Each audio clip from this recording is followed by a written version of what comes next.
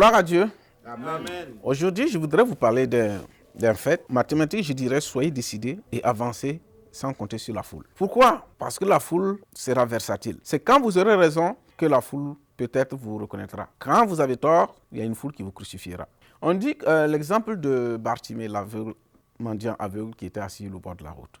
Cet aveugle-là, dans sa situation, quand il a commencé à crier son projet, quand il a commencé à crier son souhait, quand il a commencé à crier sa demande, la foule qui était là, face à son besoin, tout le monde voyait le besoin de Bartimée. Depuis longtemps, l'aveugle mendiant, il était là, assis.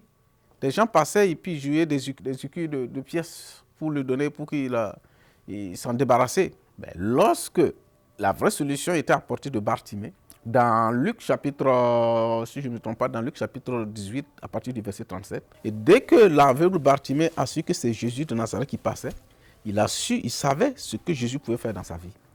Il savait qu'il était à la portée d'une solution. Bartimée a su qu'il était à la portée d'un changement de paradigme, d'un changement de dimension dans sa vie.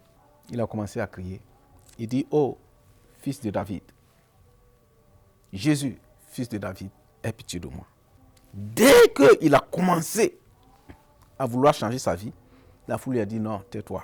La foule a commencé à agir sur lui, il dit tais-toi, tais-toi. On dit que la foule se préoccupait pour l'amener à lui faire taire. Mais lui, qu'est-ce qu'il a fait? Il a crié plus fort.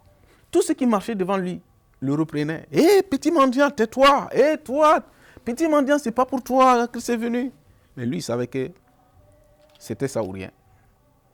Il ne s'est pas laissé influencer par la foule. Bien aimé, il ne faut pas te laisser influencer par la négativité.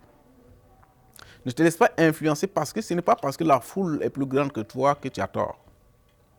Ce n'est pas parce que la majorité des gens te reprouvent ou est réprouvée par ce que tu fais ou est en train de négliger ce que tu fais que tu n'es pas dans le bon et dans le droit.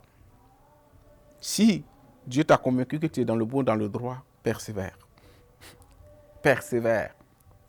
C'est dans ce sens-là que Bartimée, le fils de Timée, a continué à crier. Il criait encore beaucoup plus fort. Dans le verset 39, il dit, ceux qui marchaient devant lui le reprenaient pour le faire taire, mais lui, il cria beaucoup plus fort que la voix de ceux qui cherchaient à le faire taire. Mon frère, que ta voix s'élève au-dessus du tumulte de ceux qui veulent te faire taire ou bien te faire échouer tes projets. Amen.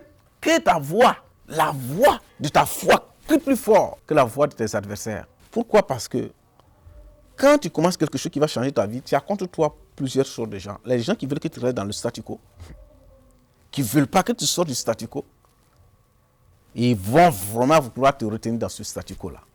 Il faut que ta foi crie plus fort. Il y en a aussi ceux qui ils sont comme toi, donc ils ne veulent pas que tu arrives à leur niveau. Tu comprends?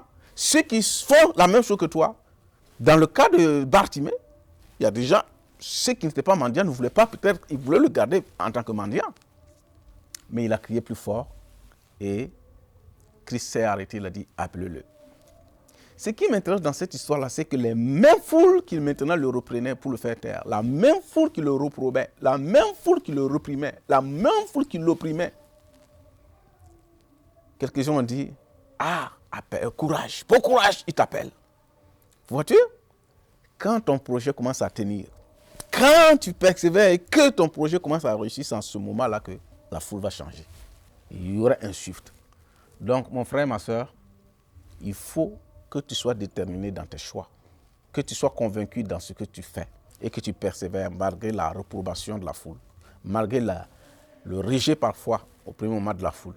Dans ta persévérance, dans ta persistance, dans ta patience, dans ta tempérance et dans ta persévérance, tu verras la gloire de Dieu.